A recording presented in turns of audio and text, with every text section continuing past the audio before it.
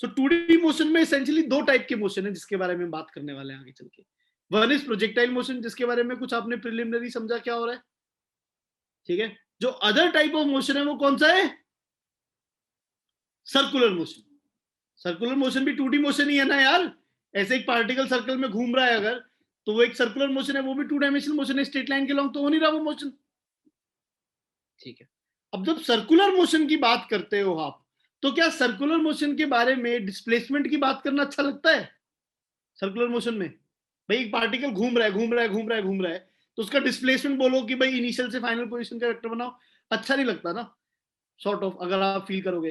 तो उसमें हमें नई वेरिएबल्स की बात करते हैं। डिस्प्लेसमेंट जब हम देखते हैं तो देख तो हमारा लेंथ वाला डिस्प्लेसमेंट होता है जो नॉर्मली हमारी डिस्प्लेसमेंट वाली फीलिंग है। इस केस में हम जो डिस्प्लेसमेंट बोलते हैं वो कौन सा डिस्प्लेसमेंट बोलते हैं, एंगुलर डिस्प्लेसमेंट बोलते हैं। एंगुलर डिस्प्लेसमेंट का मतलब क्या हो जाएगा बच्चों, कि भाई जब वो एक पॉइंट से दूसरे पॉइंट तक जा रहा है तो कितना एंगल कवर कर रहा है वो आपका एंगुलर डिस्प्लेसमेंट हो जाएगा। एक सर्कल पूरा कंप्लीट करने के लिए कितना डिस्प्लेसमेंट करना पड़ेगा, कितना एंगुलर डिस्प्लेसमेंट चाहिए होगा पूरा सर्कल कंप्लीट करने के लिए, 360 डिग्रीज। नहीं आई बात समझ में, ये समझ रहे हो, आधा सर्कल कंप्लीट करने के लिए तो 180 डिग्रीज, क्वार्टर सर्कल के लिए 90 डिग्रीज। ये तो समझ आ रहा है ना कितना एंगुलर डिस्प्लेसमेंट होना चाहिए, कितने डिस्प्लेसमेंट के लिए। Is that okay? यस, ऐसा कुछ हम बोल सकते हैं। एंड देन अगर आप ऐसा बोल सकते हो सो फिर अगेन इवेंचुअली तो मैं ये कहता हूं कि ये एंगुलर डिस्प्लेसमेंट होता है, एंगुलर वेलोसिटी भी होता है, हम उसको जनरली ओमेगा से रिप्रेजेंट करते हैं। आपने सिंबल देखा है, डब्ल्यू बोलते हो आप इसे। अब इस डब्ल्यू को थोड़ा सा घुमा दो तो उसे हम क्या बोलते हैं, ओमेगा। जैसे आप रेजिस्टेंस वाला सिंबल बनाते थे ना, ये ओम वाला, ये ओमेगा होता है ना, ये भी ओमेगा होता है और ये भी ओमेगा होता है। ये स्मॉल ओमेगा होता है, ये कैपिटल ओमेगा। जैसे स्मॉल ए और कैपिटल ए होते हैं ना, ऐसे ग्रीक लेटर्स में भी स्मॉल और कैपिटल होते हैं। तो स्मॉल ओमेगा ऐसे लिखा जाता है, कैपिटल ओमेगा ऐसे लिखा जाता है। तो जनरली एंगुलर वेलोसिटी को स्मॉल ओमेगा से रिप्रेजेंट कर देते हैं हम लोग ऐसे, विच इज, जैसे वेलोसिटी क्या होती थी, डिस्प्लेसमेंट अपॉन टाइम होती थी। एंगुलर वेलोसिटी क्या हो जाएगी, एंगुलर डिस्प्लेसमेंट अपॉन टाइम। समझ रहे हो, एंगुलर डिस्प्लेसमेंट अपॉन टाइम हो जाएगी। ये बात समझ आ रही है हमें, नहीं आ रही है? रेडियंस में एंगल के बारे में कुछ आइडिया है आप लोगों को क्या? Have you talked about angles in radiance? सब लोगों को पता है क्या? Does everybody know about that? हाँ अविशी बेटा, do you know about angles in radian?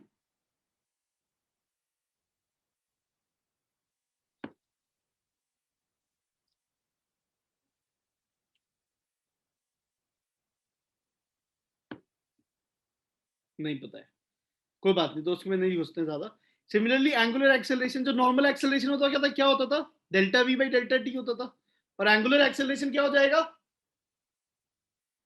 Delta omega by delta T, ऐसा कुछ हो जाएगा। इसको जनरली अल्फा से प्रेजेंट कर देते हैं, तो ऐसी कुछ फीलिंग होगी। सो मतलब अगेन डोंट वरी, इनकी यूनिट्स की बात की जाएंगी तो यूनिट इसकी तो रेडियन होती है जनरली, इसकी यूनिट रेडियन पर सेकेंड हो जाएगी और इसकी यूनिट हो जाएगी रेडियन पर सेकेंड स्क्वायर हो जाएगी। ऐसे कुछ हम यूनिट की बात कर लेते हैं।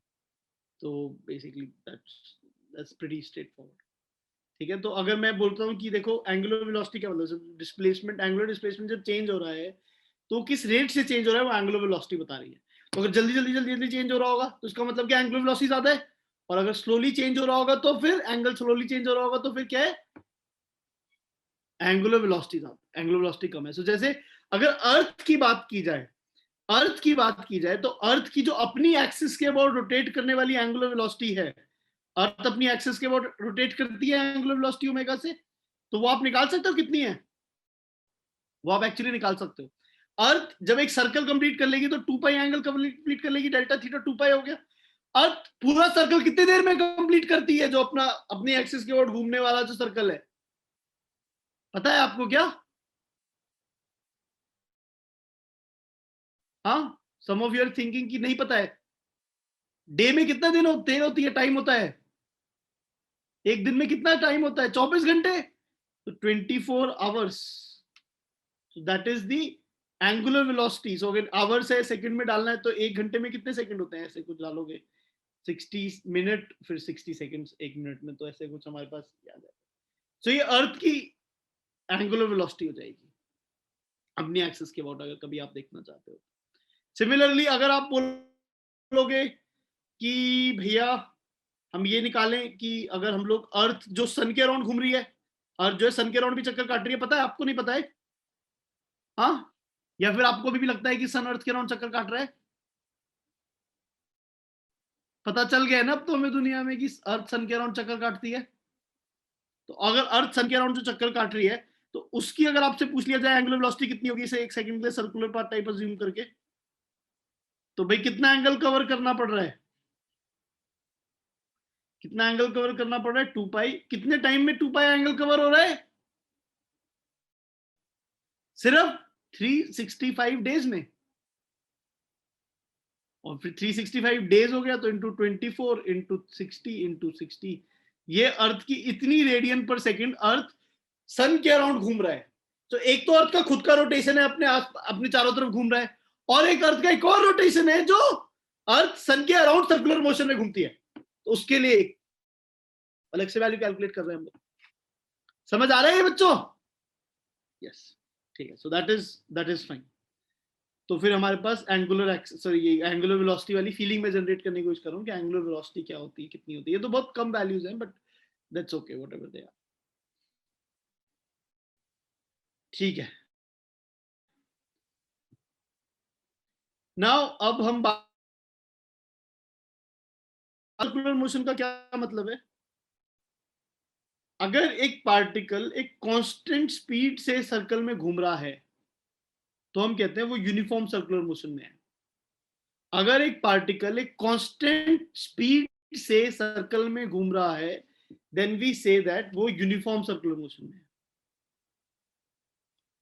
ठीक है। अच्छा, उससे पहले एक छोटी सी चीज है, let me just get back to that. ये ओमेगा आपको समझ आता है, काफी इंपॉर्टेंट सी चीज हो जाती है ओमेगा। ये ओमेगा की इंपॉर्टेंस ये हो जाती है, या फिर एंगुलर डिस्प्लेसमेंट की इंपॉर्टेंस ये हो जाती है कि हमारा जो दिमाग है ना, that is design to observe these angular variables actually में। मतलब वो एंगुलर डिस्प्लेसमेंट ऑब्जर्व करता है डिस्प्लेसमेंट की जगह। तो जैसे अगर आप देखो, ध्यान से इमेजिन करना इस बात को, कि अगर आपने कभी नोटिस किया, अगर आप ट्रेन में जा रहे हो आगे, ठीक है, you are going in a train like this, and now इस ट्रेन के अगर आप ट्रैक को नीचे देखोगे तो क्या वो बहुत तेजी से पीछे जाता हुआ लगता है आपको? आप इस पेड़ को देखोगे तो वो पीछे जाता हुआ नजर आएगा, और बहुत दूर कोई पेड़ है उसे देखोगे तो क्या होगा? वो कम स्पीड से जाता हुआ नजर आएगा। समझ रहे हो इस बात को? और इनफैक्ट आप सन को देखने लग जाओ तो सन क्या लगता है? लगता है साथ में जा रहा है। क्यों ऐसा हो रहा है? क्योंकि डिस्प्लेसमेंट वाइज तो सब सेम है। जो फर्क एक्चुअली में क्या है, वो एंगुलर डिस्प्लेसमेंट क्या है। अगर आप इस पॉइंट से इस पॉइंट पे जा रहे हो तो इस केस में एंगुलर डिस्प्लेसमेंट इतना, इस केस में और कम हो जाएगा, इस केस में और कम हो जाएगा, और सन वाले केस में तो ऑलमोस्ट जो एंगुलर डिस्प्लेसमेंट है आपका वो नेग्लिजिबल हो जाएगा। तो अब लगेगा आप तो कहीं हिले ही नहीं हो, आप तो ऑलमोस्ट सेम ही जगह पे हो। समझ रहे हो इस बात को? सन वाले केस में तो फिर वो फीलिंग ऐसी कुछ होती है। तो that is basically the idea कि हमारा जो दिमाग है, अगर आप नोटिस करो, तभी पास में से अगर आपके बिल्कुल बगल से बस निकलेगी तो आपको लगेगा इतनी तेज क्यों चला रहा है। जबकि आप अपनी बिल्डिंग में खड़े होकर देखोगे तो लगेगा अरे इतनी धीरे बस चला रहा है। समझ रहे हो इस बात को? क्योंकि जब डिस्टेंस कम हो जाएगा तो जो एंगुलर वो है, जो एंगल कवर्ड हो जाएगा, वो आपको ज्यादा महसूस होगा। ठीक है, तो इसी में समझा रहा हूं कि भाई इसका प्रैक्टिकली एक एप्लीकेशन होता है कि भाई जो एंगुलर वेरिएबल्स है वो हमारा दिमाग ऑब्जर्व करता है। अब हम कह रहे थे कि हम निकालना चाहते थे acceleration during uniform circular motion. अब यूनिफॉर्म सर्कुलर मोशन की जब बात करी मैंने, तो मैंने कहा कि यूनिफॉर्म सर्कुलर वो वाला सर्कुलर मोशन है जिसमें पार्टिकल की स्पीड जो है वो कांस्टेंट होती है। यूनिफॉर्म सर्कुलर मोशन वो वाला सर्कुलर मोशन में है जिसमें पार्टिकल की स्पीड जो है वो कांस्टेंट होती है। अब इन दैट केस एक्सेलरेशन पूछ रहे हैं, तो अजीब सी बात नहीं लग रही? स्पीड एक जगह कांस्टेंट बोल रहे हैं, एक जगह एक्सेलरेशन पूछ रहे हैं, ये क्या बकवास है? अजीब नहीं लग रहा थोड़ा सा? होपफुली नहीं लग रहा होगा। क्यों? क्योंकि एक्सेलरेशन जो होता है वो वेलोसिटी को चेंज करता है, और इसकी स्पीड कांस्टेंट है। यहाँ पे भी v से जा रहा है, यहाँ पे भी ये v से जा रहा है, यहाँ पे भी v से जा रहा है, यहाँ पे भी v से जा रहा है। But now you need to understand, velocity एक वेक्टर क्वांटिटी होती है जिसकी डायरेक्शन भी होती है। वो डायरेक्शन तो चेंज हो रही है। ठीक है, तो जब डायरेक्शन चेंज हो रही होगी तो there will be a force which will be required. जब डायरेक्शन बदल रही हो तो एक फोर्स की रिक्वायरमेंट होगी हमें, और फोर्स किधर की तरफ चाहिए होगा। क्वेश्चन समझ सकते हैं, इस बात का आंसर समझ सकते हैं हम लोग। इमेजिन करो, अब इमेजिन करो, एक ध्यान से इस बात को इमेजिन करो कि एक इंसान है, वो इधर की तरफ जा रहा है। You want this person to start moving in this direction. आप क्या करोगे, इस पे किधर फोर्स लगाओगे आप? कुछ ऐसे फोर्स नहीं लगाओगे आप, हाँ, कि भाई वो ऐसे जा रहा है, ऐसे एक इंसान ऐसे जा रहा है, तो मैं जो अपनी तरफ खींचूंगा तो वो ऐसे मुड़ने लग जाएगा ना। नहीं समझ आई ये बात? दोबारा से सोचते हैं इस बारे में कि यार अगेन एक घोड़ा है। अब घोड़े को अगर आपको सपोजिटली टर्न दिलवाना है, एक बॉल है, या फिर एक बॉल इमेजिन करो, एक बॉल को स्ट्रिंग से बांधो। अगर आप ये चाहते हो कि बॉल इस सर्कल में घूमे तो आप ये फोर्स बॉल पे किधर की तरफ लगाओगे, इमेजिन करो। अब आपको लग रहा है कि आप फोर्स इधर लगाओगे, नहीं, आप इधर फोर्स नहीं लगाते हो, वो तो स्टार्टिंग में मोशन स्टार्ट करने के लिए लगाते हो। बट उसके बाद जब आप फोर्स लगा रहे होगे वो अंदर की तरफ लगा रहे होगे कि बॉल ऐसे जा रही है, आप उसे अपने अंदर की तरफ खींच रहे हो कि बॉल ऐसे जा रही है, ऐसे जा रही है, उसे अपनी तरफ खींचने की कोशिश कर रहे हो ताकि बॉल की जो वेलोसिटी डायरेक्शन है वो बदल जाए। समझ रहे हो? तो नाउ द आइडिया इज कि वो no under accepted. Now the idea is कि कितना चाहिए होगा एक्सेलरेशन, ये कैलकुलेशंस है ना, वो कैलकुलेशन तो हम नहीं कर रहे हैं, but we need to, the formula जो आएगा फाइनली निकल के कैलकुलेशंस में, वो आएगा v square by r। The amount of acceleration that you would be needing towards the center to move in a circular path would be v square by r। मतलब इसका नाम भी दे देते हैं, इसका नाम अगर आपने कभी सुना हो तो क्या बोल देते हैं, centripetal acceleration. Again don't worry about the name, नाम से डरना नहीं है बिल्कुल भी, क्योंकि जो डर गया सो मर गया। ठीक है, तो वो तो ऑब्वियसली बात है, तो वो तो नहीं, हम डरेंगे तो नहीं।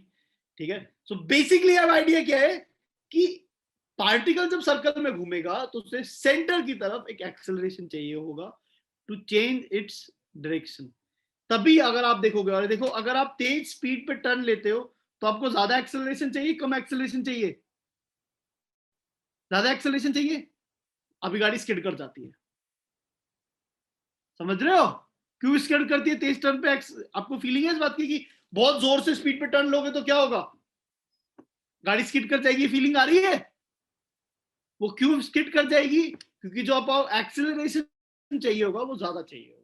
that is what is the, that would be the problem. So I hope you can understand this, and then if you are able to understand this, so that is basically simply enough। ठीक है, in fact एक छोटी सी चीज और होती है, there is a relationship between omega and this velocity, and the relationship is this: omega is equal to v by r, या v is equal to omega r। एक ऐसे रिलेशनशिप होता है v और ओमेगा के अंदर। तो अगर आपको कभी पता है कि पार्टिकल कुछ 10 मीटर पर सेकंड से मूव कर रहा है और जो रेडियस है वो 2 मीटर है, तो अगर आपको ओमेगा निकालना है तो आप निकाल सकते हो 10 मीटर पर सेकंड अपॉन 2 मीटर, तो यह आ जाता है 5 रेडियन पर सेकंड। ऐसे कुछ ओमेगा पी बाई आर लिखा जा सकता है, तो ऐसे कुछ कर सकते हो। वी को आप, ओमेगा पता है और आर पता है तो वी निकाल सकते हो, ऐसा कुछ कर सकते हो। समझ रहे हो? तो अब इंटरेस्टिंगली आपको अर्थ का ओमेगा पता है, जो घूमने वाला ओमेगा है। अब आपको रेडियस भी पता है अर्थ का, ये वाला जो रेडियस है 6400 किलोमीटर, तो आप इस पॉइंट की वेलोसिटी निकाल सकते हो, ओमेगा जो अपने ऊपर निकाला है इनटू आर करके। तो ये जो ओमेगा आपने निकाला था 2 पाई बाई 24 इंटू 60 इंटू 60, और रेडियस कितना है किलोमीटर पर आवर में निकाल लो, आवर को लिख लो यहाँ पे 24 से डिवाइड कर लो इंटू 6400, ऐसे कुछ आ जाएगा। तो इतना किलोमीटर पर आवर स्पीड है आपकी अर्थ पे, जो आपकी स्पीड है वो इतनी किलोमीटर पर आवर है इस समय, अगर आप एक इक्वेटर पे हैं तो। इनफैक्ट जो मैं 29.2 किलोमीटर पर सेकंड है ना, वो भी आप निकाल सकते हो। ये ओमेगा हमने निकाल लिया कितना है, और ये डिस्टेंस हमें पता है, ये होता है 15 million 1.5 into 10 raise to power 10 metres, ये होता है इतना डिस्टेंस। तो आप इसमें भी फिर से आप v निकालने के लिए ओमेगा इंटू आर डाल सकते हो, ये वाला ओमेगा डालना है इस बार, और आर ये वाला डालना। ठीक है, देखना कि 29.2 कुछ आ रहा है नहीं आ रहा। Is that okay? This will be there pretty high velocity, so that's okay. Fair enough, guys. I hope we can understand this.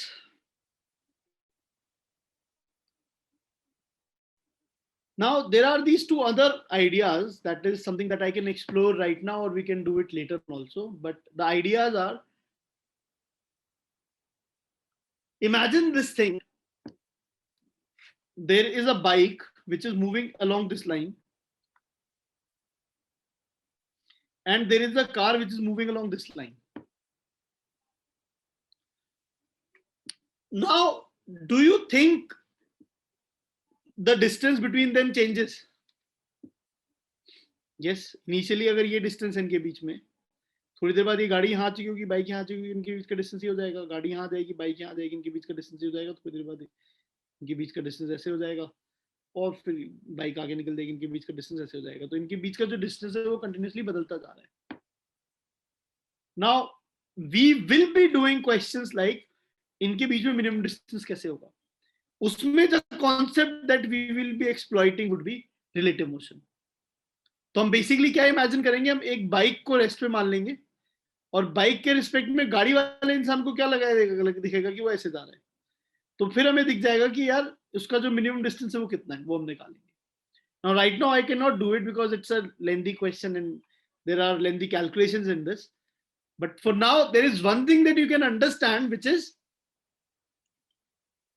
the bike person is going to see the person in the car like this. Actually आप imagine करो कि आप ऐसे जा रहे हो और एक गाड़ी ऐसे जा रही है, तो आप अपने आप को रेस्ट पे मानोगे तो आपको गाड़ी ऐसे आती हुई नजर आएगी। आपको लगेगा ये वाला डिस्टेंस भी कम हो रहा है, ये वाला बढ़ रहा है, तो फिर आपको लगेगा वो गाड़ी इधर की तरफ आ रही है, कुछ ऐसी फीलिंग होगी। तो वहां से आपको पता चल जाएगा कि वो क्लोजेस्ट कब आएगी, ऐसा कुछ आप सोच सकते हो। That is one thing.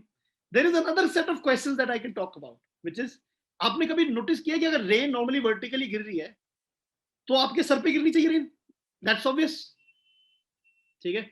But अगर आप एक बाइक पे बैठ के आगे जाने लगो तो फिर क्या होता है, रेन आपके सर पे गिरने की जगह आपके आगे वाले पार्ट को गीला कर देती है पूरा। इंटरेस्टिंग बात है, पीछे वाला पार्ट सूखा रह जाता है। क्यों? क्योंकि जब हम रेन की वेलोसिटी को देखते हैं तो velocity of rain as seen by us is not the same velocity जिससे वो गिर रही होती है। वो कौन सी वेलोसिटी होती है? Velocity of rain with respect to man, ऐसी वेलोसिटी होती है। और velocity of rain with respect to man को निकालना, again there will be a relative velocity concept. Now I can not apply it right now because in दोनों, ये दोनों अलग अलग डायरेक्शन में है, तो मुझे रिलेटिव वेलोसिटी वो 2 डायमेंशन वाला रिलेटिव वेलोसिटी लगाना पड़ेगा। 1 डायमेंशन वाला जो भी मैं पहले वो ट्रेन मैन, वो बस मैन और ट्रक वाला करा रहा था, वो वाला नहीं लगा पाऊंगा मैं, मुझे थोड़ा सा हायर लेवल लगाना पड़ेगा। तो वो भी मैं नहीं लगा रहा हूँ क्योंकि हमें वेक्टर्स के बारे में इतना आइडिया नहीं है। मैं वेक्टर की क्लास नहीं लेना चाहता था, I wanted to take a class in general of other things. So मतलब फीलिंग वाली जो बात है, तो हम ये कुछ डिस्कस करते हैं कि भाई जब रेन और मैन, क्या कहते हैं, एक मैन मूव कर रहा है और रेन आ रही है तो फिर कैसे होगा। इनफैक्ट हम ये भी डिस्कस करते हैं कि भाई एक रिवर है, रिवर ऐसे फ्लो करती है और अगर मैं इसमें रिवर में कूद के इधर स्विम करने लगूं तो आपको लगता है कि मैं यहां से इस एंड पे निकलूंगा? इमेजिन करो गंगा फ्लो कर रही है और आप यहां से कूदते हो और आप सामने स्विम करने की कोशिश करोगे, डू यू थिंक आप सामने वाले एंड पे पहुंच जाओगे? नहीं, रेन आपको साथ में बहा के, सॉरी रिवर आपको साथ में बहा के ले जाएगी ना। यस, तो वो अगेन हम सोचते हैं कि कहां लेके जाएगी, या फिर हम ये सोचते हैं कि भाई किस डायरेक्शन में स्विम करने की कोशिश करूं ताकि मैं इवेंचुअली यहां पहुंच जाऊं। वो इंटरेस्टिंग बात आती है। फिर हम ये भी डिस्कस करते हैं, ऐसे भी क्वेश्चन हम डिस्कस करेंगे कि भाई एक एयरक्राफ्ट है और हवा चलने लग गई, तो पायलट को एयरक्राफ्ट को कैसे फ्लाई करना पड़ेगा ताकि वो अपनी सेम डेस्टिनी डायरेक्शन में चला जाए। वरना पायलट, अगर पायलट को यहां से यहां जाना है, ठीक है, और वो सीधे चलाता रहा और हवा ऐसी थी, तो वो क्या करेगी, वो यहां ले जाएगी, यहां पहुंच गएगा, भैया एयरपोर्ट तो है नहीं यहाँ पे, हाँ, तो परेशान हो जाएगा ना वो, फिर लैंड कहां कराएगा। तो द आइडिया हियर इज कि हमें ये बात का ध्यान रखना है, ये जो क्वेश्चंस हम लोग डिस्कस करेंगे, I am just trying to give you a feeling कि यार देखो ऐसी चीजें हम करने वाले हैं कि हम ये कुछ ऐसे क्वेश्चंस करेंगे। Do you feel interested in this कि भाई ये सॉल्व करेंगे हम आगे चल के? दैट इज, so अगर if you feel interested, science is for you. If you do not feel interested, you feel क्या भैया कर लेगा ना पायलट कैलकुलेट, मेरी लाइफ क्यों खराब कर रहे हो, अगर आपको ऐसा लगता है तो फिर बेटा बेटर है कि थोड़ा कॉमर्स वाला रास्ता ले लें, अच्छा रहेगा। क्योंकि पायलट तो बहुत सारे बनने हैं, आपको पायलट भी बनाया जाएगा, आपको क्या कहते हैं गोल्फर भी बनाया जाएगा, आपको क्या कहते हैं माइकल फैराडे भी बनाया जाएगा, बहुत कुछ बनाया जाएगा आपको in these next 2 years। And और मेरे हिसाब से तो इट्स एन अमेजिंग जर्नी। जितना आपने अपनी लाइफ में आज तक सीखा है, you will learn 10 times of that in next 2 years। ठीक है, इनफैक्ट जितनी फिजिक्स मैंने आपको अभी तक पिछले 1.5 घंटे में पढ़ा दी है, उतनी फिजिक्स आप इमेजिन कर लेना कि आपको पूरी 10वीं में पता ही नहीं पता। समझ रहे हो कि पूरी 10वीं में उतनी टोटल फिजिक्स है या नहीं है। कुछ so many things that are there. और अभी तक सिर्फ मैंने काइनेमैटिक्स वाला पार्ट उठाया है मैकेनिक्स का, अभी तक मैंने डायनामिक्स वाला पार्ट तो उठाया भी नहीं है अभी तक। समझ रहे हो, अभी तो सिर्फ हम वेलोसिटी वेलोसिटी के बारे में बातें कर रहे हैं। और but again I can promise you one thing, that this is going to be super duper interesting. This journey is going to be super duper interesting. We're going to learn so many things. We're going to see so many new things that we will fall in love with science actually में। अभी तक तो सब मजाक हो रहा था, अभी तक तो ये था बेटा जो रट के चला जाता है और जो समझ के चला जाता है उन दोनों के सेम नंबर आते हैं। इनफैक्ट बहुत बार ऐसा होता है जो रट के जाता है उसके ज्यादा नंबर आ जाते हैं। आगे ऐसा नहीं होगा, आगे जिसको समझ आया है वही चीजें करने वाला है, वही राजा बनेगा। That is the feel. ठीक है।